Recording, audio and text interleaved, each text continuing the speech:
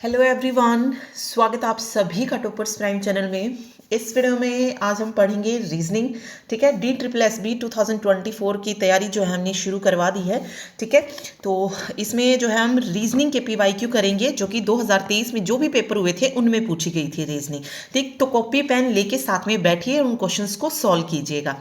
Answer इसमें नहीं है तो आप साथ साथ आंसर जो है देते जाइएगा। चलिए देखते हैं, कॉपी पेन लीजिए और खुद से जो है उन क्वेश्चंस को सॉल्व करके देखिए। ठीक, चलिए देखिए, फर्स्ट क्वेश्चन से हम शुरू कर रहे हैं। दिए गए विकल्पों में से उस पद का चयन करें जो निम्नलिखित श्रृंखला में प्रश्न चिन्ह को प्रतिस्थापित कर सकता है। तो यहाँ पे ये वाला जो है क्वेश्चन दिया गया है और यहाँ पे क्वेश्चन मार्क की जगह हमें बताना है कि क्या जो है यहाँ पे आएगा। 4 ऑप्शन गिवन है, ये कुछ नहीं है। देखिए ये जो आपको दिख रहा है साइन, ये कुछ नहीं है तो इसको नहीं लेना आपको। ठीक है, तो देखिए इसके लिए आपको क्या पता होना चाहिए, अल्फाबेट का जो कर्म होता है वो आपको पता होना चाहिए। या तो आप पूरा जो है प्रॉपर पहले ही जो है जाके एग्जाम में जो शीट होती है उस पर आप लिख लीजिएगा विद नंबर्स। ठीक है, या फिर आप अगर इजोटी लिख लेते हैं, फिलहाल तो इसी में से ही काम चल जाएगा आपका, इजोटी लिख लीजिए। ठीक, तो देखिए ए को लिखा गया है 4, हमें ए पता है किस पोजीशन पे आता है 1 पे, और ये क्या है 2 का स्क्वायर है। ठीक है, फिर सी तीसरी पोजीशन पे आता है और क्या दिया गया है 16 मींस 4 का स्क्वायर। देखिए तो क्या किया गया है, यहाँ पे 1 था तो इस 1 में 1 ऐड कर दिया गया और उसका स्क्वायर कर दिया गया है। सी तीसरी पोजीशन पे आता है तो 3 में 1 को ऐड कर दिया गया और 16 बना दिया गया। ठीक है, फिर ई देखिए, ई जो है कौन सी पोजीशन पे आता है 5 पे आता है, तो 5 पे आता है तो 5 में हम 1 ऐड करेंगे तो क्या बन जाएगा 6, और 6 से क्या मिल जाएगा हमको 36, तो बिल्कुल वही किया गया है। फिर 7 का किया गया है, 7 में 1 ऐड हमने किया तो 8 8 64। ठीक है, अगला नंबर कौन सा होगा, देखिए ई और जी के बाद देखिए ए 1 पे आता है, सी 3 पे आता है, ई 5 पे आता है, जी 7 पे आता है, 1 3 5 7, तो अगला नंबर 9 पे क्या आता है आई आता है, 9 पे आई आता है, तो 9 में हम 1 ऐड करेंगे, ये बन जाएगा हमारा 10, और 10 का स्क्वायर कितना हो जाएगा 100, तो आई 10 जो है इसका करेक्ट आंसर यहाँ पे हो जाएगा। सेकेंड ऑप्शन जो है इसका सही होगा। ठीक है, तो इस तरीके से ये क्वेश्चन सॉल्व होगा। तो फर्स्ट क्वेश्चन का जो आंसर रहेगा वो रहेगा ऑप्शन सेकंड। चलिए सेकंड क्वेश्चन देखते हैं। अक्षर समूह के 4 युग्म इसमें दिए गए हैं जिनमें से 3 किसी तरीके से समान है, एक असंगत है, असंगत युग्म चुनना है। ठीक है, इन क्वेश्चंस को करने का तरीका क्या है, फर्स्ट और फर्स्ट को चेक कीजिए, सेकंड को सेकंड से, थर्ड को थर्ड से, या फिर दूसरा रूल क्या लगता है, ये फर्स्ट वाला लास्ट से किसी न किसी तरीके से कनेक्ट होगा, सेकंड वाला सेकंड लास्ट से, थर्ड वाला थर्ड लास्ट से, तो यही जो है रूल इसमें ज़्यादातर लगता है। ठीक है, प्लस माइनस होके। तो देखते हैं एक बार, पहले जो है हम ABCD को इस तरीके से लिख लेते हैं। 1 मिनट, देखिए यहाँ पे अल्फ़ाबेट्स को मैंने लगा दिया है। ठीक है, इसमें हम चेक करते चलते हैं कि क्या रूल जो है इसमें अप्लाई किया गया है। तो सबसे पहले हम F और H को चेक करते हैं। वेट अ सेकेंड, ओके देखिए F और H को देखिए, F और H में अगर आप देखेंगे तो F G और H, F और H के बीच में सिर्फ एक अल्फ़ाबेट है। ठीक है, फिर A और Y देखेंगे तो यहाँ पे अगर आप देखेंगे तो A और Y के बीच में भी जो है क्या है, एक ही अल्फ़ाबेट है, लेकिन एक में क्या हो रहा है प्लस होके आ रहा है और एक में माइनस होके आ रहा है। ठीक है, फिर अगला देखिए B और D, ये भी सही है। फिर है R और P, यहाँ पे देखिए बैक ही जा रहा है, ये मतलब माइनस ही हो रहा है, तो ये भी ठीक है। ठीक है, एक प्लस एक माइनस। उसके बाद I और K, ये भी ठीक है। फिर C और A भी ठीक है, यही रूल लगाए यहाँ पर भी। फिर देखिए N और L, नहीं इससे पहले A और C, ओके यहाँ पे जो है ये लगा था A और C। ठीक है, A और C ये लगा है। फिर N और L लगा है, N और L भी सही है, और लास्ट में लगा है T और V। देखिए अब इसमें क्या आना था TUV। ठीक है, एक बार प्लस हो रहा है एक बार माइनस हो रहा है, तो यही रूल जो है बार बार अप्लाई किया गया है, और वही मतलब 1 ही जो है बार बार माइनस किया जा रहा है इसमें। ठीक है, तो ये हो जाएगा, तो इसमें ये रूल लगा है। सेकंड वाला अगर आप देखेंगे तो इसमें देखिए क्या किया गया है, सेम हमें सेकंड वाले क्वेश्चन में भी जो है सेम इसी तरीके से जो है चलना है। देखिए E और U, देखिए फर्स्ट यहां से लेटर लीजिए और यहां से लीजिए। ई और यू, इस तरीके से अगर हम देखेंगे तो ई और यू, ठीक है। तो यहाँ से देखिए आपको पता चल रहा है कि इसमें जो लगा है वो इस वाले में नहीं लगा है, तो हम थर्ड चेक करते हैं, क्यू और ई। अब देखिए यहाँ पे है क्यू और यहाँ पर है ई, तो ऑब्वियस है इसमें भी जो फर्स्ट में रूल लगा है वो इसमें अप्लाई नहीं हुआ है, ठीक है। लास्ट वन अगर हम चेक करते हैं तो वी और यू, तो वी और यू यहाँ पे कुछ अलग है, ठीक है। तो तीनों में अगर आप देखेंगे तो अलग अलग चीज़ें जो हैं वो हो रही हैं। तो फर्स्ट वाला हमने निकाल लिया था, फर्स्ट वन जब हमने देखा तो हमने आगे से जब हमने चेक किया तो सबके रूल्स जो हैं वो अलग अलग निकल रहे हैं। तो लास्ट से चेक कीजिए एफ और वी, जैसे यहाँ पे एफ और वी आया, ठीक है, एफ यहाँ पे है और वी यहाँ पे है, ठीक है। ये नहीं बन रहा है, ये भी बहुत ज़्यादा दूर जो है ये हो जाएगा, तो कुछ तुक नहीं बनता इसमें भी। फिर हम सेकंड ऑप्शन को चेक करते हैं।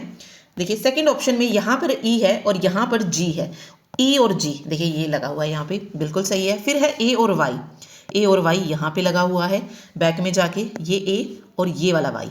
फिर जी और आई, ठीक है, इसका हम आगे से ले रहे हैं, उसको हम पीछे से ले रहे हैं, जी और वाई, जी और आई सॉरी, इसमें प्लस होके आ गया, तो अगले वाला जो होगा वो माइनस में मिलेगा, ई और सी, ई और सी। देखिए जो फर्स्ट में रूल लगा है, रूल वही लगा है सेकंड में भी, लेकिन क्या लगा है, जो फर्स्ट वाला है उसके फर्स्ट से और लास्ट वाले से लगा है, इसमें जो है बिल्कुल ऐसे लगा था, फर्स्ट से फर्स्ट ही लगा था, ठीक है। तो इसमें भी हमें रूल जो है पता लग गया कि कुछ ऐसे ही लगा है, तो हमें थर्ड और फोर्थ का और चेक करना पड़ेगा कि उसमें किस तरीके से। इनफैक्ट आप सिर्फ थर्ड का चेक कर लेंगे तो आपको आंसर आपका मिल जाएगा, ठीक है। थर्ड चेक करते हैं, देखिए क्यू और एस, क्यू और एस, देखिए ये रहा क्यू और क्यू आर एस, बिल्कुल ऐसे ही था, ठीक है। फिर है यू और एस, यू और एस देख लीजिए, इसमें भी वही रूल लगा है जो कि सेकंड में लगा है, तो सेकंड और थर्ड में सेम रूल लगा है, तो बाय डिफॉल्ट यहाँ पे आंसर क्या आ जाएगा, 1 आ जाएगा।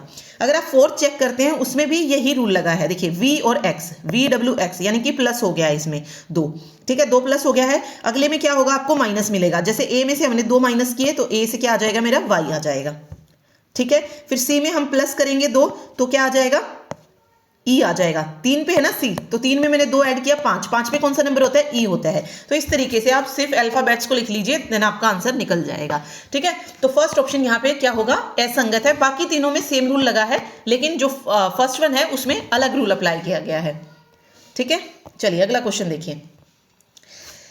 अगला क्वेश्चन कुछ इस तरीके से है, एक प्रश्न दिया गया है जिसके बाद 1 और 2 से क्रमांकित 2 कथन दिए गए हैं। पहचान कीजिए कि कौन सा कथन प्रश्न का उत्तर देने के लिए आवश्यक है।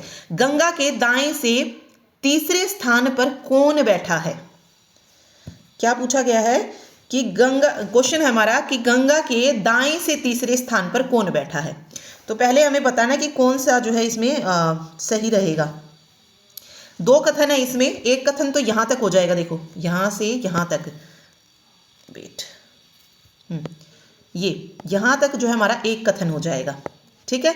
फिर दूसरा कथन है, तो पहले अगर हमें आंसर एक कथन से ही मिल जाता है तो ठीक है, अदरवाइज अगर हमें पहले कथन से नहीं मिलता है तब हम क्या करेंगे, दूसरे को चेक करेंगे। तो देखिए फहद गंगा के बाएं से, मान लीजिए गंगा ये है, गंगा का बायां कौन सा होगा, जो हमारा बायां है, जो हमारा लेफ्ट है वही गंगा का लेफ्ट होगा, ठीक है। तो गंगा के बाएं से तीसरे स्थान पर है 1 2 3, यहां पे क्या है, फहद है, ठीक है। फहद गंगा के बाएं से तीसरे स्थान पर और महेश के ठीक बाएं बैठा है, महेश के ठीक बाएं बैठा है, ठीक है, ओके। चलिए अब देखिए क्वेश्चन था गंगा के दाएं से तीसरे स्थान पर कौन बैठा, तो गंगा के दाएं अभी कोई नहीं बैठा, तो हम कैसे बता सकते हैं, ठीक। तो हम कथन 2 को पढ़ेंगे, तो अकेला कथन 1 यहाँ पे पर्याप्त नहीं है। फिर देखिए विवेक गंगा के ठीक दाएं, विवेक जो है वो गंगा के ठीक दाएं है, तो यहाँ पे विवेक हो जाएगा। और गगन के ठीक बाएं बैठा है, विवेक जो है गंगा के ठीक दाएं और गगन के ठीक बाएं बैठा है, तो कुछ इस तरीके से है। तो अब हम बता सकते हैं कि गंगा के दाएं से तीसरा कौन है, नहीं बता सकते अभी भी, क्योंकि सिर्फ 2 ही बैठे हैं, तीसरा अभी भी नहीं बता सकते। तो ना तो पहले कथन से ना ही दूसरे कथन से हम जो है इस चीज को बता सकते हैं, तो दोनों ही क्या हो जाएंगे, अपर्याप्त हैं, ठीक है। तो दोनों कथन 1 और कथन 2 प्रश्न का उत्तर देने के लिए अपर्याप्त हैं, यहाँ पे करेक्ट आंसर इसका आ जाएगा, ठीक है। चलिए अगर यहाँ पे कोई तीसरा भी बैठा होता तब हम कह सकते थे कि कथन यहाँ पे फिर ये भी हो सकता था। देखिए इसमें चेक करने का एक तरीका है, पहले सिर्फ कथन 1 से चेक कीजिए, फिर अकेले कथन 2 से चेक कीजिए, ठीक है, और फिर दोनों को मिलाकर कीजिए। ठीक, चलिए अगला क्वेश्चन डायरेक्शन का है। किसी गुप्त मिशन पर कार्यरत एक सैनिक सुबह सूर्य उदय के बाद सूर्य के अभिमुख होकर 8 किलोमीटर दौड़ता है। सूर्य के अभिमुख यानी कि सूर्य की तरफ मुंह करके जो है वो 8 किलोमीटर दौड़ता है, और फिर अचानक एक संदेश प्राप्त करने पर वापस 13 किलोमीटर दौड़ता है। फिर क्रमिक रूप से वो 3 बार बाएं मुड़ता है और क्रमशः 4 किलोमीटर, 5 किलोमीटर और 3 किलोमीटर दौड़ता है। तो सैनिक प्रारंभिक बिंदु, देखिए सूर्योदय कहाँ पर होता है? पूर्व की तरफ होता है ना, ठीक है। तो यानी कि वो क्या हो रहा है, पूर्व की तरफ जो है वो 8 किलोमीटर दौड़ रहा है, ठीक है। तो वो पूर्व की तरफ जब 8 किलोमीटर जाएगा, फिर क्या करता है, फिर अचानक एक संदेश प्राप्त करता है और वापस 13 किलोमीटर। तो ये मान लीजिए 8 किलोमीटर यहाँ पे पहुंच गया, 13 किलोमीटर अब कैसे हो जाएगा? 13 किलोमीटर कैसे हो जाएगा? यहां से 13, 8 तो ये हो ही गया है यहां तक, और 5 किलोमीटर ये, तो यहां पे आके 13 किलोमीटर हो जाते हैं, ठीक है। 13 किलोमीटर दौड़ा और फिर क्रमिक रूप से 3 बार बाएं मुड़ता है, 3 बार बाएं। देखिए बाएं मुड़ रहा है इस बार वो, तो जब वो इसका मुख जो है इस तरफ है तो वो बाएं मुड़ेगा, तो ये सबसे पहले वो 4 किलोमीटर, फिर नीचे की तरफ उसका मुंह होगा तो फिर से बाएं जो है वो जाएगा, तो ये आ जाएगा 5 किलोमीटर, ठीक है। और फिर से वापस से क्या, बाएं, तो फिर आ जाएगा 3 किलोमीटर, ठीक है। इस और इसके बीच में दूरी रहेगी 1 किलोमीटर की। तो सैनिक प्रारंभिक बिंदु से कितनी दूर हो जाएगा? 1 किलोमीटर आ जाएगा ये 1 किलोमीटर। तो करेक्ट आंसर यहाँ पे 1 किलोमीटर इसका हो जाएगा, ठीक है। चलिए देखिए अगला क्वेश्चन है, सिलोइज्म का जो है अगला क्वेश्चन है ये। 3 कथन इसमें दिए गए हैं, निष्कर्ष दिया गया है, तो आंसर कीजिएगा कि कौन सा सही रहेगा। इसमें 3 निष्कर्षों को ध्यानपूर्वक पढ़ना है और तब जो है इस क्वेश्चन को करना है। देखिए इसने क्या कहा, सभी मुर्गियां कुत्ते हैं। सभी एम से डिनोट कर लेते हैं, सभी मुर्गियां क्या हैं? कुत्ते हैं, ठीक है, कुछ ऐसा। अब उनमें से कुछ मुर्गियां जो हैं वो क्या है? बिल्ली हैं, तो कुछ मुर्गियां बिल्ली है, तो कुछ ऐसा हो जाएगा। और सारी की सारी जो बिल्लियां हैं वो क्या है? वो शेर हैं, तो ये शेर हो जाएगा, ठीक है। या फिर इसको आप ऐसे बना लो, देखो कुत्ते यहां पे हो जाएगा, सभी मुर्गियां यहां पे हो जाएंगी, ठीक है। और यहां से फिर कट होके बिल्ली आ जाएगी और यहीं से कट होके शेर आ जाएगा, ठीक है, कुछ ऐसा हो जाएगा। अब बताइए क्या निष्कर्ष निकलेगा कि कुछ कुत्ते मुर्गियां हैं। देखिए कुछ कुत्ते मुर्गियां हैं, बिल्कुल सारे कुत्ते नहीं, लेकिन कुछ कुत्ते जो है वो डेफिनेटली क्या है? मुर्गियां हैं, ठीक है। तो ये अनुसरण करता है, फर्स्ट वाला सही है। फिर इसने कहा कि कुछ कुत्ते बिल्लियां भी, बिल्कुल देखिए ये इस हिस्से में आ रहा है, बिल्ली वाले हिस्से में कुत्ते का, तो कुछ कुत्ते बिल्लियां भी हैं, ये भी सही है। और कुछ शेर मुर्गियां हैं, ठीक है। देखिए जब कुछ बिल्ली क्या है? मुर्गियां हैं, तो ऑब्वियस है, और सारी ही बिल्ली क्या है? शेर है, तो इससे क्या हो जाएगा कि कुछ जो शेर हैं वो मुर्गियां भी हैं, तो ये भी अनुसरण करेगा, ठीक है। तो तीनों ही जो है क्या करती हैं? अनुसरण करते हैं। तो सेकंड ऑप्शन निष्कर्ष 1, 2 और 3 ये सभी अनुसरण करते हैं, इसका सही आंसर होगा, ठीक है। देखिए अगला क्वेश्चन, यदि निम्नलिखित संख्याओं के सभी विषम अंकों को उनके बाद आने वाली सम संख्या से बदल दिया जाए और उन्हें अवरोही क्रम में व्यवस्थित करके नई संख्याएं बनाई जाए तो कौन सी संख्या उच्चतम होगी? अवरोही होता है उतरता क्रम, डिक्रीजिंग ऑर्डर में, ठीक है। आरोही इंक्रीजिंग ऑर्डर में, चढ़ते क्रम में, ठीक है। अब देखिए इसने कहा विषम अंक को सम संख्या से बदलना है। विषम अंक सबसे पहले तो पता होना चाहिए कौन से होते हैं, ठीक है। जो 2 से भागना हो वो विषम हो जाएगा। 1 हो गया, 3 हो गया, 5 हो गया, 7 हो गया, 9 हो गया, 11 हो गया, 13 हो गया, ये सब क्या है? विषम संख्याएं हैं। अब देखिए इसमें इसने कहा है सभी विषम अंकों को बदलना है आने वाली सम संख्याओं से, तो फर्स्ट ऑप्शन लेके चलते हैं। देखिए 4, अब देखिए 7 जो है विषम है, उससे अगली जो है सम संख्या है, ठीक है। विषम अंकों को उनके बाद आने वाली सम संख्या से बदल दिया गया, ठीक है। तो ये हो जाएगा 4, 8, 8, 3। ओके देखिए यहाँ पे 3 को भी चेंज करेंगे हम। देखिए आने वाली संख्या का मतलब क्या है? यहाँ पे जो वैसे एक्चुअल में जो संख्या आती है, जैसे 7 के बाद कौन सी आती है? 8 आती है ना, ठीक है, उसके अकॉर्डिंग। अब 3 के बाद कौन सी सम संख्या आती है? 4 आती है, तो ये हो जाएगा 4, 8, 8, 4, ठीक है। अगला देखिए 3, 7, 1, 4, 3 एक विषम संख्या है तो 4 हो जाएगा। 4 हो जाएगा, 7 का 8 हो जाएगा, 1 का 2 हो जाएगा और 4 का 4 रहेगा। फिर अगला 3 7 2 5 है तो ये रहेगा 4 रहेगा, फिर 8 आ जाएगा, फिर 2 रहेगा और फिर 6 रहेगा। ठीक है, अगला देखेंगे अगर हम तो 4 6 6 और 4 ये बनेगा। ठीक, तो ये हमने विषम संख्या से जो है इसको क्या कर दिया है, चेंज कर दिया है, तो ये कुछ इस तरीके से आ जाएगा। तो अब हमें इसमें बताना है कि अवरोही क्रम में, अवरोही क्रम क्या होता है, उतरता क्रम, यानी कि डिक्रीजिंग ऑर्डर में लिखेंगे। तो पहले सबसे बड़ी लिखेंगे, तो सबसे बड़ी कौन सी आएगी इसमें से, 4884 रहेगी ना सबसे बड़ी। तो इसमें यही पूछा है कि कौन सी नई संख्या उच्चतम होगी, तो 4884 यानी कि 4783 जो है इसका करेक्ट आंसर हो जाएगा। ठीक है, चलिए जी अगला क्वेश्चन देखते हैं। किसी निश्चित कूट भाषा में रेगुलेशन को ये लिखा जाता है, तो उस भाषा में मॉड्यूलेशन को क्या लिखा जाएगा। देखिए क्या है रेगुलेशन, रेगुलेशन इसको क्या लिखा जा रहा है, LTGFRMOGTZ। आप भी खुद से इसको सॉल्व करके देखिए और आंसर कीजिए। ठीक है, देखिए R और L का कोई कॉम्बिनेशन हमको नहीं दिख रहा है, R और L में तो नहीं, ठीक है, लेकिन R और T का है, R और T का भी है, और क्या हो सकता है देखिए। तो कैसे किया जाए अब इसको देखिए, तो देखिए रेगुलेशन यहाँ पे लिखा गया है, इसको 5-5 पार्ट्स में, मतलब 5-5 इसमें अगर हम देखेंगे तो टोटल 10 जो है अल्फ़ाबेट यूज़ हुए हैं, तो इसको 5-5 में आप डिवाइड करके देखिए, आपको आंसर मिलेगा यहाँ से। देखिए कुछ ऐसे था REGUL, ये 5 हो गई, और ATION। ठीक है, इसको हमने 5 पार्ट में डिवाइड किया, तो इसका जो कोड है उसको भी ऐसे ही लिखिए LTGFR, और ये हो जाएगा MOJTZ। सेम आप मॉड्यूलेशन को कर लीजिए, मॉड्यूलेशन। अब देखिए एशन से हमें इतना तो पता चल गया, जो इसका कोड है वही इसका कोड आने वाला है, तो MOJTZ ये मिलेगा।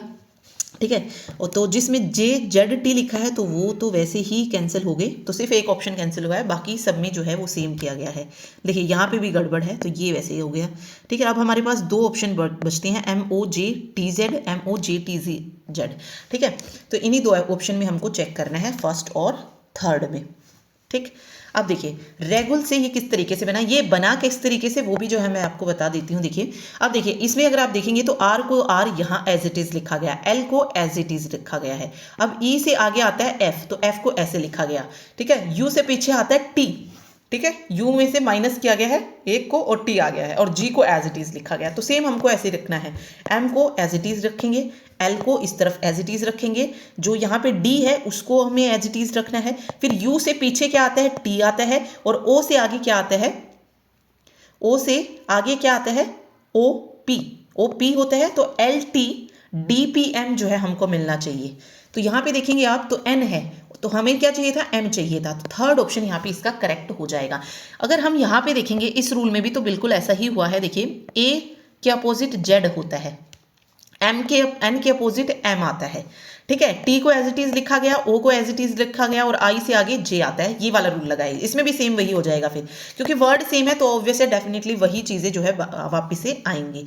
ठीक है, तो बस ये चीज़ इसमें करनी थी। और ये क्वेश्चन बहुत बार दिया जाता है इस तरीके से, जो लिखने का होता है कोडिंग का, तो हमेशा इस तरीके से अगर बड़ा अक्षर दिया गया है तो तोड़ के देखिए उसको, कि कहीं जो है अलग अलग करके तो जो है कोडिंग नहीं की गई है। क्योंकि पहले जो क्वेश्चन आते थे वो डायरेक्ट इस तरीके से कोड कर दिए जाते थे कि फर्स्ट को लास्ट से कोड कर दिया, ठीक है, सेकंड को लास्ट सेकंड से कोड कर दिया गया। तो डिफिकल्ट बनाने के लिए जो है क्वेश्चंस को इस तरीके से किया जाता है। ठीक है, तो यहाँ पे थर्ड ऑप्शन सही होगा इसका।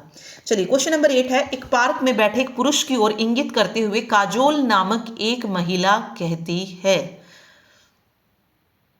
ओके, पुरुष एक उस पर बैठा है, वहां से काजोल जो है उसको कह रही है, उसकी तरफ इशारा करके कि वह, ये जो आदमी है, ये जो मैन है, वह मेरे नाना, काजोल के नाना, कौन, काजोल के नाना की इकलौती पुत्र, नाना की इकलौती पुत्र, नाना का जो इकलौता पुत्र है यानी कि काजोल का मामा, उसका पुत्र है। तो काजोल के मामा का पुत्र है। तो काजोल का पार्क में बैठे व्यक्ति से क्या हो जाएगा, वो उसका क्या लगेगा, कजन लगेगा। ठीक है, तो कजन इसका राइट आंसर हो जाए। नहीं, इसने पूछा है काजोल का, ओके सॉरी, काजोल का पार्क में बैठे व्यक्ति से, देखिए भाई बहन का संबंध तो है ही। ठीक है, तो काजोल क्या लगेगी उस लड़के की, ठीक है, ये पूछा गया तो बहन आ जाएगा यहाँ पे। सेकेंड ऑप्शन जो है इसका सही रहेगा। यहाँ पे काजोल का रिलेशन पूछा गया ना कि काजोल का पार्क में बैठे व्यक्ति से क्या संबंध है। ठीक है, तो काजोल का जब भी आ जाएगा तो उसका रिलेशन बताएंगे, तो वो उस लड़के की क्या लगेगी, बहन ही तो लगेगी। तो सेकंड ऑप्शन बहन जो है यहाँ पे सही रहेगा, कजन नहीं होगा, सही बहन लगेगा सही। ठीक है, चलिए एक मिनट, यहाँ पे ना इकलौती पुत्री का पुत्र करना चाहिए था। ठीक है, इकलौती पुत्री का पुत्र जब आप करते ना तब जाके जो है बहन सही बनेगा, तो इकलौती पुत्री ही मिलेगा यहाँ पे, मे बी मिसप्रिंट हुआ हो। तो इकलौती पुत्री का पुत्र है तो फिर क्या होगा, वो दोनों क्या हो जाएंगे, भाई बहन हो जाएंगे, तो सेकंड ऑप्शन सही रहेगा। ठीक, देखिए नेक्स्ट क्वेश्चन है, दिए गए कथनों और निष्कर्षों को ध्यानपूर्वक पढ़ना है देन बताना है। देखिए कथन यहाँ पे दिया गया है, श्री एक्स ने यूपीएससी की परीक्षा उत्तीर्ण की जिसका प्रदर्शन क्रेडिट टू कोचिंग द्वारा समाचार पत्रों में उनके विज्ञापन में उपयोग किया जाता है। ठीक है, निष्कर्ष क्या है, देखिए श्री एक्स ने दोनों कोचिंग से मार्गदर्शन लिया, एक कोचिंग अखबार में गलत जानकारी दे सकता है। देखिए इसने कहा कि उसका जो प्रदर्शन जो क्रेडिट है वो दो कोचिंग द्वारा जो है समाचार पत्रों में क्या किया गया है, विज्ञापन किया गया कि भाई मैंने भी कोचिंग करवाई है, तो दूसरा बोल रहा है मैंने भी करवाई है। ठीक है, तो अब निष्कर्ष बताना है कि क्या एक्स ने दोनों कोचिंग से मार्गदर्शन किया है या एक कोचिंग अखबार में गलत जानकारी दे सकता है। अब देखिए हो सकता है उसने दोनों से ना ली हो, सिर्फ एक से ली हो, और ये सेकंड वाले की तरफ जब हम जाएं तो ऐसा भी हो सकता है कि जो एक कोचिंग अखबार है वो गलत जानकारी ना दे रहा हो। ठीक है, तो हम यहाँ से क्या, हमें कुछ नहीं पता चल रहा है इससे। ठीक है, हमें नहीं पता कोई झूठ बोल रहा है या नहीं बोल रहा है, या उसने मार्गदर्शन दोनों से लिया है नहीं लिया है, तो हम क्या करेंगे, या तो निष्कर्ष, देखिए अगर मैं ये कहूं, अब इसमें क्या हो जाएगा, देखिए हमें दोनों में से किसी का कोई आइडिया नहीं है। देखिए अगर मैं ये कहती हूं कि श्री एक्स ने दोनों कोचिंग से मार्गदर्शन लिया है, अगर मैं इस चीज को सही मान लूं, फर्स्ट वाले पॉइंट को अगर मैं सही मान लेती हूं, तो सेकंड वाला जो पॉइंट होगा वो क्या होगा, खुद ब खुद गलत हो जाएगा।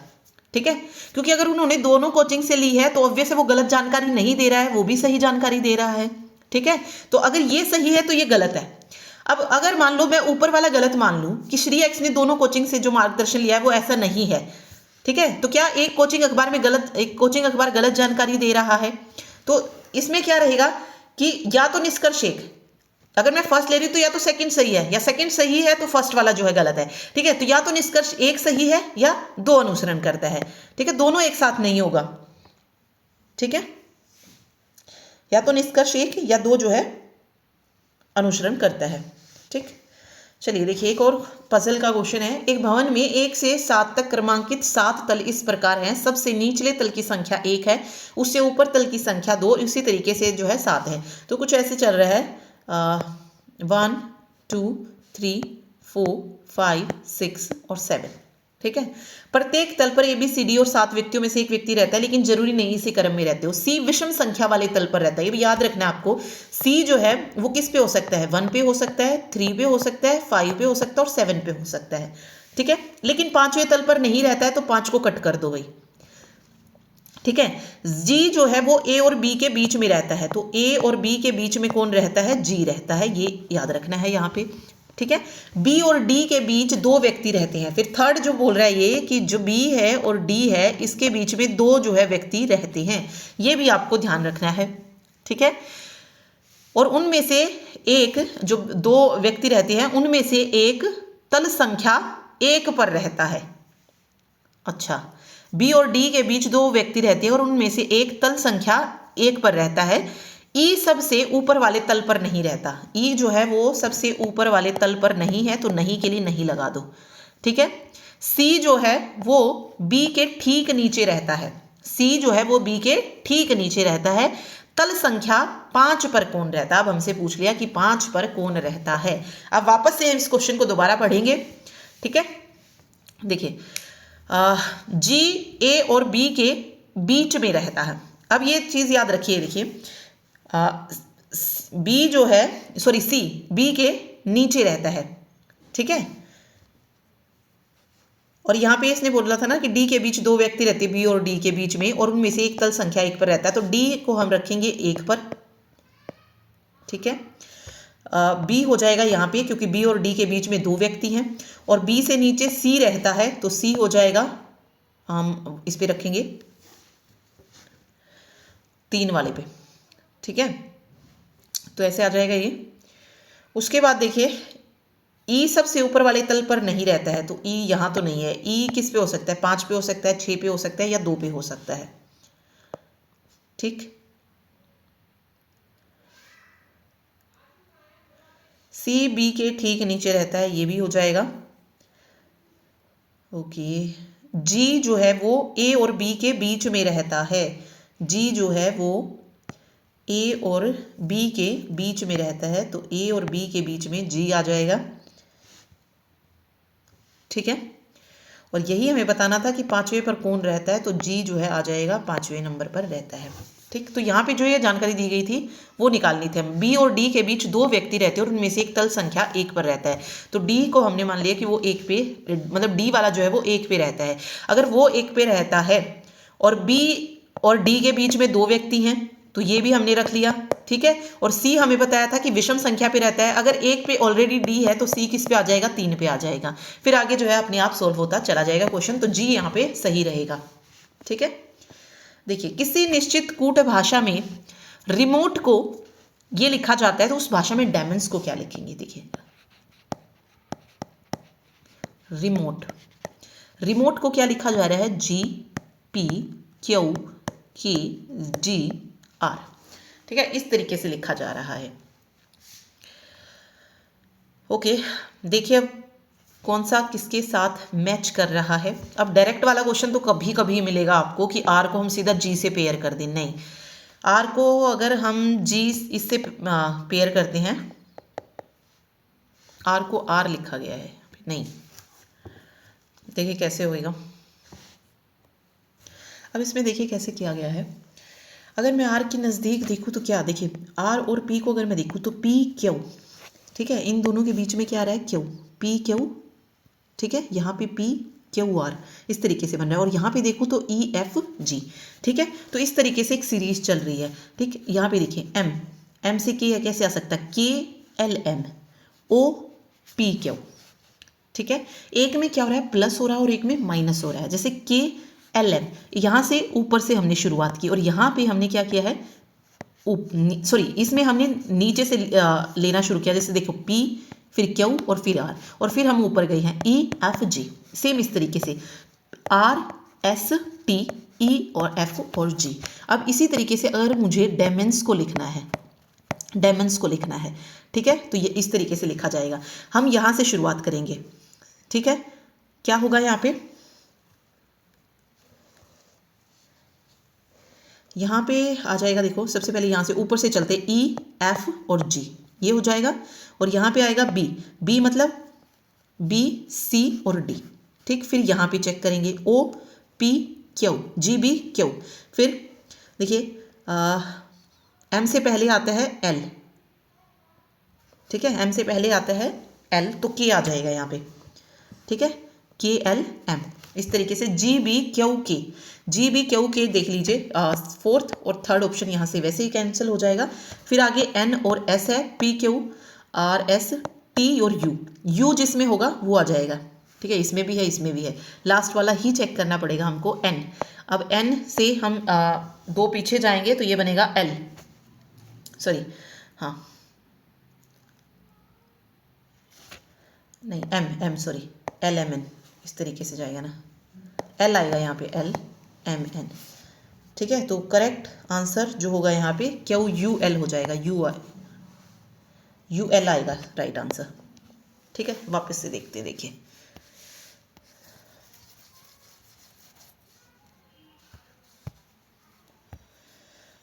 देखिए इसमें, देखिए इसमें क्या किया गया है? इसको इसके साथ कोड किया गया है, इसको इसके साथ, ठीक है, ओके। फिर थर्ड वाले को फोर्थ के साथ और फोर्थ वाले को थर्ड के साथ, इसी तरीके से ये चला है, ठीक।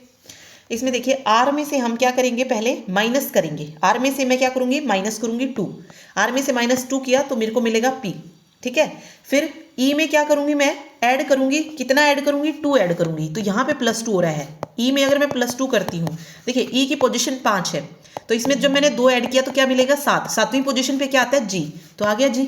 फिर इसमें भी आगे भी वही हुआ है, एक बार क्या हुआ है -2 हुआ है, ये +2 हुआ है, यहाँ पे -2 हुआ है, यहाँ पे +2 हुआ है। इस तरीके से इस सीरीज को बनाया गया है। तो यहाँ पे जो राइट आंसर रहेगा वो ऑप्शन सेकंड रहेगा। ठीक है, चलिए अगला देखिए, दिए गए विकल्पों में से उस संख्या का चयन करें जो निम्नलिखित प्रश्न चिन्ह को प्रतिस्थापित करेगी। ओके, देखिए क्वेश्चन है कुछ 3, 3, 6, 14, 29, 53। तो इसमें हमें बताना है कि प्रश्न चिन्ह के जगह पे जो है कौन सा जो है आने वाला है। ठीक है, पहले 3 है, फिर 3 है, 6, 14 है, तो कैसे होगा देखिए 3, 3, 6, 14, 29, 53 एंड क्वेश्चन मार्क। ठीक है, सबसे पहले आप क्या लेंगे, सबसे पहले आप डिफरेंस करके देख लीजिए। यहाँ पे तो 0 का डिफरेंस है, यहाँ पे कितना है 3 का, यहाँ पे कितना है 8 का है। यहाँ पे अगर आप देखेंगे तो 9, 4, 5, एक 15 का है। यहाँ पे अगर आप देखते हैं तो 13 में से 9 जाएंगे 4 और ये बचेगा 2। ठीक है, तो यहाँ से कोई सीरीज जो है हमको बनती नहीं लग रही है। ठीक, देखो बन रही है वैसे यहाँ पे कि देखो इसमें 3 का डिफरेंस, इसमें 5 का, इसमें 7 का और यहाँ पे 9 का, डबल सीरीज यहाँ पे लग रही है। ठीक है, तो अगला कितना होना चाहिए 11 का होना चाहिए। तो इस 11 को हम क्या करेंगे 24 में ऐड करेंगे, तो 4 और 1 5, 2 और 1 3, 35। तो 53 में मुझे किसको ऐड करना पड़ेगा 35 को ऐड करना पड़ेगा। 5 और 3 8 और 5 और 3 8, ये देखिए डबल सीरीज लगी हुई है यहाँ पे, तो 88 इसका करेक्ट आंसर हो जाएगा। तो सबसे पहले जब भी सीरीज वाला क्वेश्चन देखते हैं, अगर ज़्यादा बड़े नंबर आ रहे हैं तो वहाँ पर मल्टीप्लीकेशन लगेगी, अदरवाइज आप सबसे पहले क्या करके देखेंगे माइनस करके देखेंगे। ठीक है, तो सबसे पहले हमने माइनस किया। ठीक है, कुछ समझ नहीं आया तो फिर अगेन हमने माइनस करके देखा, तो हमने देखा कि हाँ भाई एक सीरीज यहाँ पे फॉलो हो रही है। तो यहाँ पे आप देख सकते हैं 3, 5, फिर 7, फिर 9, फिर 11। ठीक है, कुछ इस तरीके से फॉलो हो जाएगा। ठीक है, ये डबल सीरीज इसमें लगेगी, तो राइट आंसर यहाँ पे 88 होगा इसका। ठीक, चलिए अगला देखिए, क्वेश्चन नंबर 13 है। ओके, इसका आंसर दे दिया गया है यहाँ पे। ओके, चलिए देख लीजिए। इसमें पूछा गया है कौन सी है जो प्रश्न चिन्ह को प्रतिस्थापित करेगी। यहाँ पे देखिए, अगर मैं फर्स्ट में देखूँ तो क्या बना हुआ है 1 2 3 4 5 6 है। इसमें बाहर की तरफ जो बाहर इमेज बनी है वो 6 है, और अंदर वाली में सिर्फ एक पॉइंट दिया गया है, मतलब पूरी ट्रायंगल नहीं की गई है। अगली वाली में 5 कम हो गया, और अगले वाली में अगर आप देखेंगे ना तो 2 ही जो है लाइन है। अंदर जो बना हुआ है ना उसमें 2 लाइन है, और बाहर वाला जो है वो क्या है 6 जो है उसमें साइड्स है। ठीक है, तो 6 आ जाएगा, 6 और 2 का बन रहा है। अगला अगर आप देखेंगे तो 1 2 3 4 5 और 3 बन रहा है। अगला आप देखेंगे तो एक कम इसमें से हो गया, 4 और 4 बन रहा है। अगला क्या होना चाहिए 3 होना चाहिए, और यहाँ पे क्या होना चाहिए अंदर क्या आ जाएगा 3 और 5 आ जाएगा। तो इसीलिए सेकंड ऑप्शन यहाँ पे सही होगा। ठीक है, ओके, तो इस तरीके से चलिए पूरी सीरीज। चलिए नेक्स्ट क्वेश्चन देखिए, दिए गए शब्द एक्सप्लोसिव में अक्षरों के ऐसे कितने युग्म हैं जिनके बीच उतने ही अक्षर हैं जितने अक्षर मानक अंग्रेजी वर्णमाला के बीच में आते हैं। ओके, इसमें जो है आप जो है सीधे से भी ले सकते हैं, उल्टे से भी ले सकते हैं, यानी कि रिवर्स में भी आप देखेंगे। ठीक है, पूरी तरीके से देख के ही जो है आपको बताना है कि कितनी जो है इसमें बनती हैं। वेट, एक मिनट, इसको हम कर लेते हैं इरेज, फिर बनाते हैं। देखिए हमारे पास क्या है एक्सप्लोसिव, ये है। एक वर्ड उठा के करके देखिए, जैसे ई एफ इसमें नहीं दिख रहा है, देखिए ई के बाद पी आ रहा है, तो ऐसा कुछ नहीं बन रहा है। ई एल में अगर आप देखेंगे तो बहुत सारे वर्ड आते हैं, तो ई से ये भी नहीं बन रहा है, ई से ओ भी नहीं बनेगा, ई से एस भी नहीं जाएगा, ई से आई जा सकता है। देखिए E F G H I, नहीं ये भी नहीं बनेगा। ठीक है, तो ई से तो ये भी नहीं बन रहा है, तो इसको भी छोड़ दो। पहले एक वर्ड से बना के देखते हैं। ई से वी भी नहीं जाएगा, ई से ई भी नहीं जाएगा, तो ई तो हमारा कैंसिल हो गया। ओके, ऐसे कैंसिल नहीं करते। ठीक है, फिर एक्स से देखिए, एक्स और पी के बीच में कुछ बन रहा है।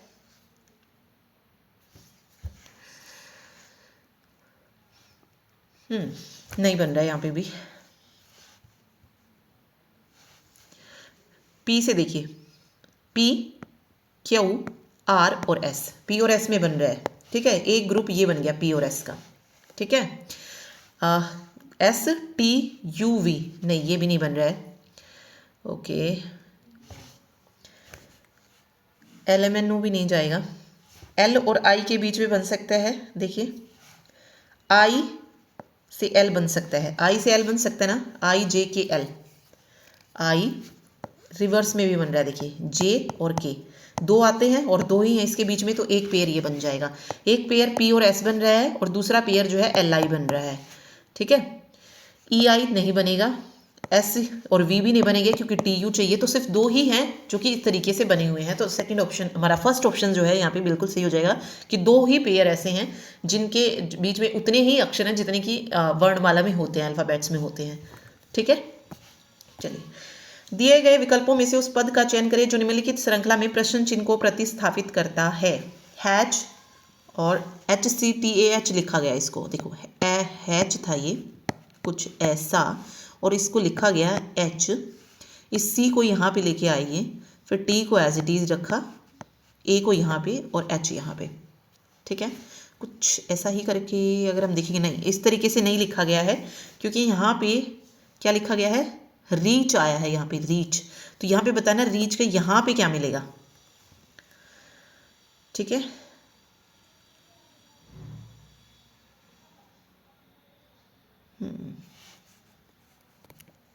ओके, जो रूल लगाया है उसके अकॉर्डिंग फिर इसको यहाँ पे पूरा एच देना चाहिए था ताकि इस एच को इसके साथ कन्वर्ट करके और इसको इसके साथ कन्वर्ट कर दिया जाए, ठीक है। तो इस तरीके से अगर हम चलते हैं तो यहाँ पे मेरा बनता है एच सी ए ई और आर, तो आर को यहाँ पे लिखूंगी मैं, एच को यहाँ पे लिखूंगी, ए को एज इट इज लिखूंगी, फिर ई को यहाँ लिखा जाएगा और सी को यहाँ पे, तो एच सी ए ई आर जो है इसका करेक्ट आंसर बन जाएगा, ठीक है। तो इस तरीके से थर्ड ऑप्शन, यहाँ पे ये देखिए थोड़ा सा कंफ्यूजन इन्होंने कर रखा है क्रिएट, यहाँ पे एक कैपिटल में देखिए कर रखा है ना, तो इसको जब आप मैच कर रहे हैं तो वो करना चाहिए था यहाँ पे फिर इन्होंने अलग, ठीक है। बट मे बी आप किसी भी तरीके से कर लीजिए, ओके। तो इसका आंसर थर्ड जो है बन जाएगा, इस पूरे को ही रिवर्स किया गया है, इस एच को यहाँ पे लिखा गया है इस वाली पोजिशन पे, ठीक है। चलिए, 80 विद्यार्थियों की एक कक्षा में लड़कों की संख्या लड़कियों की संख्या से 3 गुनी है और राकेश नीचे से 66वें स्थान पर है। यदि शीर्ष से राकेश के रैंक के आगे 6 लड़कियां हैं तो राकेश से पीछे कितने लड़कों की रैंक हैं। देखिए टोटल जो विद्यार्थी हैं वो कितनी है, 80 हैं, ठीक है। और लड़कों की संख्या लड़कियों की संख्या से 3 गुनी है। अगर लड़कियां गर्ल्स 1 है तो लड़के कितने हैं, 3 हैं, ठीक है। ये x हैं तो ये 3x है, ठीक। तो इसमें से आप ये निकाल सकते हो ना कितनी है, ये यहाँ से संख्या निकाल लीजिए, x 4x equal to 80, x आ जाएगा यहाँ पे 4 दूनी 8 और 20, तो 20 और 60 का आप कॉम्बिनेशन लेके चलिए, ठीक है, क्योंकि लड़कों की संख्या लड़कियों की संख्या से 3 गुनी है। और राकेश जो है वो नीचे से 66वें स्थान पर है, टोटल 80 है, राकेश जो है नीचे से 66वें स्थान पर है, ठीक है। यदि शीर्ष से राकेश की रैंक के आगे 6 लड़कियां हैं, शीर्ष से पूछा है, तो राकेश से पीछे कितने लड़कों की रैंक है। देखिए नीचे से वो 66वें रैंक पर है, अगर वो नीचे से 66वें रैंक पर है तो यहाँ पे बाकी जो बच्चे बचेंगे वो कितने बचेंगे, 80 में से अगर मैं 66 को माइनस करती हूँ तो कितना आएगा, 10 में से 6 जाएंगे 4 और ये बन जाएगा 7 में से 14 बच्चे हैं जो इससे नीचे हैं, ठीक है। फिर इसने कहा यदि शीर्ष से राकेश की रैंक के आगे 6 लड़कियां हैं,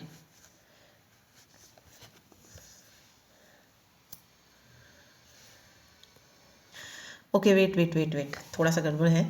इसने कहा है राकेश नीचे से 66वें रैंक पर है, ये वाली चीज़ सही है, 20 और 60 जो हमने निकाला, राकेश नीचे से 66वें स्थान पर है ना, तो नीचे से जब अगर वो 66वें स्थान पर है तो यहाँ पर कितने हो जाएंगे, तो यहाँ पे 65 हो जाएंगे और यहाँ पे 66वां उसका रैंक है और उससे आगे जो है कितने बच्चे हैं, टोटल 14 बच्चे हैं और उन 14 में से 6 तो क्या हैं, लड़कियाँ हैं, यही बोला इसने, तो 8 कितने बच गए, लड़के बच गए, ठीक है। 8 लड़के राकेश से पहले आ गए और एक हो गया राकेश 9, तो उसने पूछा जो पीछे बचे लड़के 65 उनमें से लड़कों की रैंक बतानी कितनी है, ठीक है। तो 9 तो ये हो गए और होने कितने चाहिए 60। तो 65 में से अगर मैं 60 होने चाहिए ना, ठीक है। 9 ये हो गए हैं तो बचे कितने, तो 60 में से 9 जाएंगे तो कितना आएगा 51। तो 51 स्टूडेंट्स जो हैं इन 65 बच्चों में हो जाएंगे।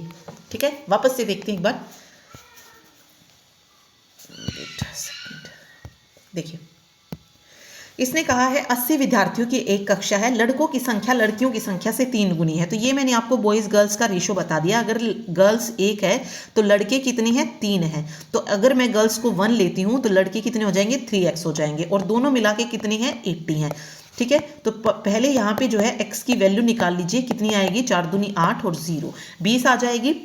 ठीक है, तो 20 लड़कियां हो जाएंगी और 60 जो हैं वो क्या हो जाएंगे बॉयज़ हो जाएंगे। फिर इसने कहा कि राकेश जो है वो नीचे से 66वें स्थान पर है, नीचे से 66वें स्थान पर है तो यहाँ पर 65 बच्चे हो जाएंगे और यहाँ पर कितने आ जाएंगे 80 में से 66 जाएंगे 14 बच्चे ये हो जाएंगे। और इन 14 में से भी क्या है 6 जो है वो लड़कियों की रैंक है, तो बचे कितने 8 तो जो है राकेश से पहले वाले बच्चों की रैंक हो गए तो और एक जो है राकेश का रैंक हो गया, तो 9 बच्चे तो ये हो गए। अब बचे कितने और चाहिए हमें इन टोटल में से, जो 65 बच्चे हैं उनमें से कितने चाहिए, क्योंकि टोटल 60 हैं। ठीक है, और हमें 9 मिल गए हैं तो 51 और चाहिए, तो 51 और 9 60। ठीक है, तो 51 जो है इसका करेक्ट आंसर हो जाएगा। ठीक, चलिए अगला देखिए। एक थिएटर में दक्षिण की ओर अभिमुख एक पंक्ति में 9 सीटें हैं, 9 सीटें हैं, दक्षिण की ओर मुंह है। अब ये आपको याद रखना है, अगर दक्षिण की तरफ मुंह है तो आपका जो राइट है वो तो लेफ्ट हो जाएगा और जो आपका लेफ्ट है वो राइट हो जाएगा। क्योंकि जब हम दक्षिण की तरफ बोला इसने, वेट अ सेकेंड, जब हम उत्तर की तरफ मुंह करते हैं तो वो इस तरीके से हमारा जो लेफ्ट होता है वही लेफ्ट होता है और राइट होता है। तो ये इसमें दक्षिण की तरफ है तो ये जो राइट वाला है वो लेफ्ट हो जाएगा। सॉरी, एक मिनट दोबारा इसको करते हैं। वेट, दक्षिण की ओर मुंह है। ठीक है, तो ये वाला जो पॉइंट है ये क्या बन जाएगा लेफ्ट बन जाएगा और ये वाला जो पॉइंट है वो राइट बन जाएगा। ठीक है, इस तरीके से हो जाएगा क्योंकि दक्षिण की तरफ मुंह है, नीचे की तरफ। ठीक, ओके। 9 सीटें हैं जिन पर रोशनी श्याम, रोजी श्याम, महक अदनान और अपने बच्चे भीम के साथ कंचन दीपक, तो 3 कपल यहाँ पे आ गए हैं, रोशनी श्याम, रोजी श्याम, महक अदनान और अपने बच्चे भीम के साथ कौन है कंचन दीपक। ये 4 जोड़े बैठे हैं। ठीक है, 4 जोड़े और एक का बच्चा भी है। ओके, महिलाएं केवल अंतिम छोर पर बैठी हैं, महिलाएं सिर्फ अंतिम छोर पर बैठी हैं। जोड़े हमेशा एक साथ बैठते हैं ताकि किसी भी जोड़े की पत्नी कभी दूसरे जोड़े के पति के साथ न बैठे। बच्चों के साथ वाला जोड़ा अंतिम छोर पर बैठा है और उनके बीच उनका बच्चा बैठा है। तो किसी भी छोर पर मान लीजिए आप, जैसे यहाँ पे मान लेती हूँ मैं कि जो कंचन है और दीपक है वो एक छोर पे बैठे हैं, कंचन और दीपक, और उनके बीच में दीपक यहाँ आएगा और कंचन यहाँ आएगी क्योंकि महिलाएं हैं जो कि छोर पे बैठी है और जो बच्चा है उनका भीम वो इनके बीच में बैठा है। फिर कह रहा है रोजी और महक एक साथ बैठी हैं, रोजी और महक एक साथ बैठी हैं, रोशनी बाएं छोर पर बैठी है। ओके, रोशनी बाएं छोर पर बैठी है अब यहाँ पे। ओके, तो यहाँ पे ये भी हमें क्या करना पड़ेगा कट करना पड़ेगा, ये भी नहीं होगा यहाँ पे। यहाँ पर कौन बैठी है रोशनी बैठी है, यहाँ पर लेफ्ट छोर पर कौन बैठी है रोशनी बैठी है। ठीक है, तो ये एक पॉइंट हमारा यहाँ से क्लियर हो गया। बच्चों के साथ वाला जोड़ा अंतिम छोर पर बैठा है, तो अंतिम छोर यहाँ पे बैठा है। ठीक है, और उनके बीच उनका बच्चा बैठा है तो यहाँ पे बैठ जाएगा ये। देखिए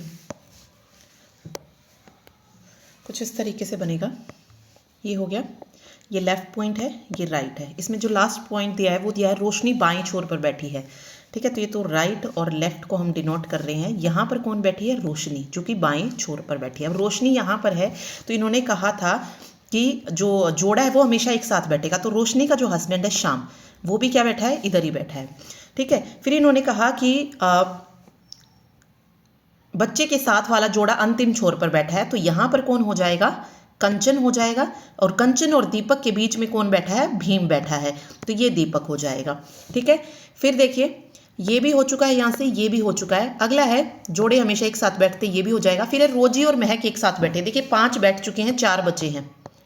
अब रोजी और महक एक साथ तभी बैठ सकती है जब वो दोनों बीच में बैठेंगी, ठीक है, क्योंकि जोड़े को एक साथ बैठना ज़रूरी है। तो रोजी का हस्बैंड जो है वो हो जाएगा शाज और महक का जो हस्बैंड है वो हो जाएगा अदनान, ठीक है, कुछ इस तरीके से हो जाएगा। फिर उन्होंने पूछा है पंक्ति के अंतिम छोरों पर कौन बैठे हैं, तो ये हो जाएगा यहाँ से रोशनी और यहाँ से कंचन, तो कंचन और रोशनी बैठे हैं, ठीक है, थर्ड ऑप्शन।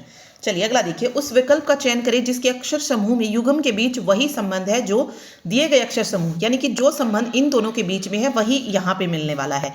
तो एग्जिट जो है यहाँ पर है और यहाँ पे इसका जो कोड बना हुआ है वो है JVHB, JVH और B, ठीक है, कुछ ऐसे है, ठीक। अब देखिए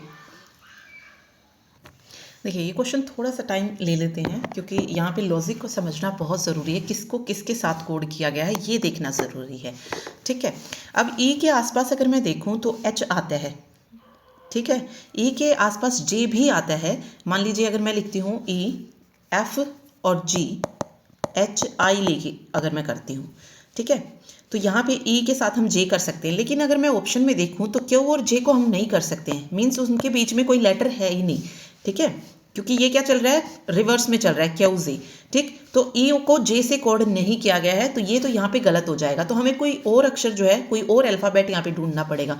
और अगर देखिए E को अगर मैं H के साथ करती हूँ तो मैं क्विट को भी साथ साथ लिख लेती हूँ कि किसको किसके साथ करेंगे। देखिए E, F और G और ये हो गया H, ठीक है, इस तरीके से हो गया। अगर मैं यही चीज़ इस पे अप्लाई करूँ Q, R, S और T, अब देखिए किस ऑप्शन में थर्ड नंबर पे T है, तो 3 ऑप्शन में है ऐसा, तो पहला ऑप्शन तो गया, ठीक है। अब देखते हैं और किसको किसके साथ मैच कर सकते हैं वो देखते हैं। देखिए X के अपोजिट अगर देखें तो B आता है, बट U के अपोजिट यहाँ पे XY है, तो ऑब्वियस है ये अपोजिट वाली चीज़ तो नहीं ली गई है। लेकिन अगर हम रिवर्स में जाएं, जैसे मान लीजिए X और B में अगर मैं जाऊँ तो Y, Z, A ये 3 आते हैं, ठीक है। अगर मैं इसी तरीके से U में चलूँ तो U में क्या हो जाएगा, V, W और X और क्या आ जाएगा, Y आ जाएगा, मीन्स लास्ट में क्या मिलेगा, मुझे Y मिलेगा, तो ये मुझे यहाँ पे मिलेगा Y, ठीक है। तो एक और ऑप्शन यहाँ पे कट हो जाएगा, ठीक, तो ये इसमें लगा है, ओके, ये भी हो गया। अब यहाँ पे देखिए, अब इन दोनों को किस तरीके से किया गया है, T और V हो सकता है, T और V, देखिए T और V में अगर मैं देखूँ तो TUV, U को मतलब एक अक्षर आएगा एंड देन V यहाँ पे, ठीक है, ये सेम, तो इसको भी हम सेम रखेंगे TUV, ठीक। तो यहीं से मेरा जो आंसर है वो निकल के आ जाएगा, JVTY जो है यहाँ पे हो जाएगा, और I का जो कोड रहेगा वो J को हम एज इट इज़ रखेंगे क्योंकि इसमें भी सेम इसी पोजीशन पे आई है जिसमें वो था, ठीक है। देखिए इसमें 2 अल्फ़ाबेट अगर आप देखेंगे तो बिल्कुल सेम है, I और T, तो I और T का जो कोड इन्होंने दिया है क्या दिया है, JV दिया है, ठीक है। तो JV वाला जो है इसमें आंसर होना था, तो JVTY जो है यहाँ पे राइट आंसर हो जाएगा, ठीक है। चलिए अगला देखिए, गणितीय चिन्ह दिए गए हैं और बताना था कि कौन सा प्रतिस्थापित कर सकता है, तो वही इसमें ना इक्वल का देखना था, मतलब अब इसमें फर्स्ट आंसर है तो इसको पुट करके देख लेते हैं एक बार। देखिए 445 minus 119 divided by 17 equal to 47 plus 23 into 17। अब अगर ये दोनों इक्वल आ जाते हैं तो वो जो है सही हो जाएगा, ठीक है। 17 7 पे जाएगा तो 7 445 में से 7 को माइनस करेंगे तो ये 438 आ जाएगा। इधर इसमें सबसे पहले बोर्ड मास रूल लगेगा, ठीक है। तो सबसे पहले मल्टीप्लिकेशन को सॉल्व करेंगे। अगर 23 और 17 को अगर हम करते हैं तो कितना आएगा, 23 और 17 51, ठीक है, 1 17 दूनी 34 और 5 39, 47 प्लस 391, तो ये कितना हो जाएगा 438, ठीक है। 9 4 13 3 4, ओके, तो आ गया बराबर, तो इसीलिए फर्स्ट ऑप्शन यहाँ पे इसका करेक्ट होगा। चलिए अगला देखिए, 4 संख्या त्रिक दिए गए हैं जिनमें से 3 किसी तरीके से समान है और एक असंगत है, वह असंगत संख्या चुननी है हमें, ठीक है। फर्स्ट पेपर में टाइम लगा है और आपको भी जो है सॉल्व करने में टाइम लगा होगा, लेकिन जब आप सेकंड पेपर को सॉल्व करेंगे तो टाइम जो होगा ना वो कम लगेगा आपको, फिर आपको लॉजिक का पता होगा कि हाँ भाई इसमें ये लॉजिक यूज़ हुआ है। ठीक है, फर्स्ट पेपर है तो ऑब्वियस है थोड़ा सा टाइम आपका लगेगा इसमें। देखिए अब इसमें देखना है कि 3 जो है वो किसी तरीके से समान है और एक जो है इनमें अलग है। अब देखिए 22 29 से 429 कैसे बन सकता है। अगर मैं 22 को 29 से मल्टीप्लाई कर दूँ, 9 दूनी 18, 1 9 दूनी 18 और 1 19, 2 दूनी 4, 2 दूनी 4, 8 9 और 4 13, 4 5 और 1 6, 638। ठीक है, इसी अगर 638 को मैं 2 से डिवाइड करूं, ये देखिए लॉजिक आपको लगाना पड़ेगा। 2 तिये 6, नहीं ये 638 नहीं आएगा, कुछ तो गड़बड़ हुई है आई थिंक। 22 को अगर हम 29 से करेंगे, वापस चेक करते हैं, 638 ही आएगा। ठीक है ठीक है, देखिए 1 मिनट, 2 तिया 6, 2 एकम 2, 2 निम 18, नहीं ये नहीं लगा, वेट ये लॉजिक नहीं लगा इसमें। ठीक है, कुछ और जो है इसमें यूज़ हुआ है। ओके, इस क्वेश्चन में थोड़ी सी गड़बड़ है क्योंकि जो रूल अप्लाई इस पर हो रहा है वो यहाँ पे नहीं लग रहा है। ठीक है, देखिए अगर मैं 13 और 18 को मल्टीप्लाई करती हूँ तो मेरे पास आएगा 39 इंटू, अगर मल्टीप्लाई किया जाए 18 से तो 234 आता है। 234 को अगर 2 से डिवाइड करेंगे तो 117 आएगा।